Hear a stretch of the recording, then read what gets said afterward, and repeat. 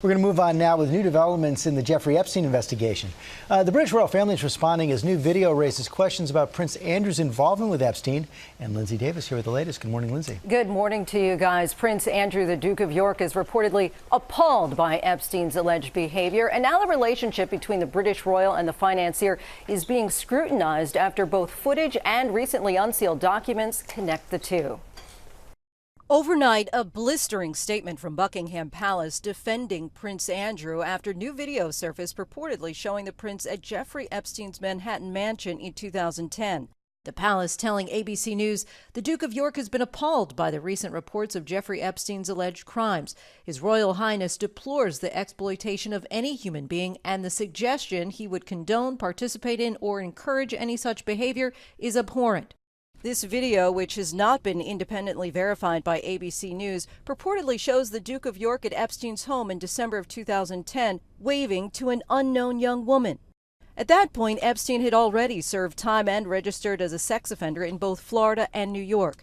The prince was reportedly introduced to Epstein through his longtime associate, Ghislaine Maxwell, who's been accused of recruiting underage girls like Virginia Giuffre to act as sex slaves for him and other men.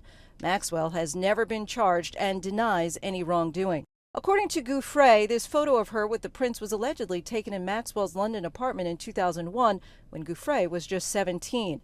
According to deposition testimony from recently unsealed documents, Giuffre says she was directed to have sex with Prince Andrew and several powerful men, which the prince and the other men all deny. Last week, the palace making a statement. Andrew spotted accompanying his mother, the Queen, to church. Now the prince appears to be laying low, spotted last week in these photos obtained by The Sun with ex-wife Sarah Ferguson stepping off a jet in Spain. This as the investigation into Epstein's death intensifies. The millionaire's attorneys considering legal action following his recent suicide. His lawyers telling ABC News the defense team fully intends to conduct its own independent and complete investigation into the circumstances and cause of Mr. Epstein's death. This, as a new report in the New York Times details his final weeks behind bars. According to the Times, Epstein reportedly paid his lawyers to visit him for up to 12 hours a day, where they would regularly empty the vending machines of drinks and snacks. And he allegedly deposited money in other inmates' commissary accounts to avoid being preyed upon. The Times reports that interviews with officials and lawyers suggest that in his final days, Epstein had started to realize the limits of his ability to deploy his wealth and privilege in the legal system. Investigations into Epstein's death are already underway by the FBI, the Bureau of Prisons, the Justice Department's Inspector General, and now Epstein's attorneys say they are promising an independent investigation of their own. Buckingham Palace has now released two statements. The first one saying any suggestion that Andrew ever engaged in sex with underage minors is categorically untrue. George. Okay, Lindsay, let's bring in our chief legal analyst, Dan Abrams, for more on this. You heard the denial there from Prince Andrew. Is there any legal vulnerability for him at all? Well, vulnerability possibly. Look, there'd been an effort to try and get him to answer questions in a previous civil lawsuit, and it hadn't worked. But you got to separate it out into criminal and civil, right? On the criminal side, if there was going to be any allegation about things that had happened, let's say, 17, 18 years ago, probably the statute of limitations would have kicked in there for anything on the state side.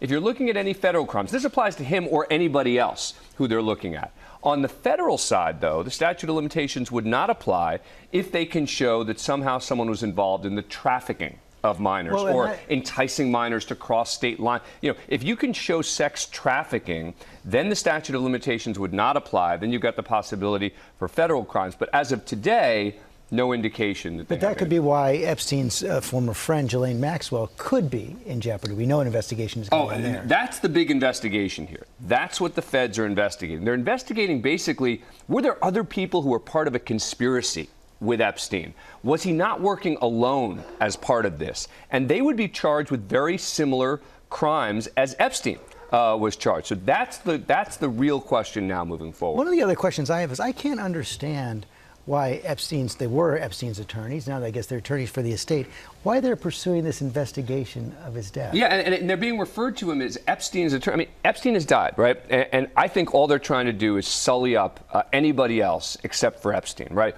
Oh, the jail did this wrong and that wrong. And they're going to be accurate, right? There are going to definitely be problems with the jail. But that doesn't change the fact that it seems all indications point to a suicide.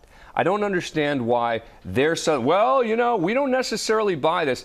What are they suggesting? That he was murdered, and therefore what? The question at some point is going to be, what is their role now?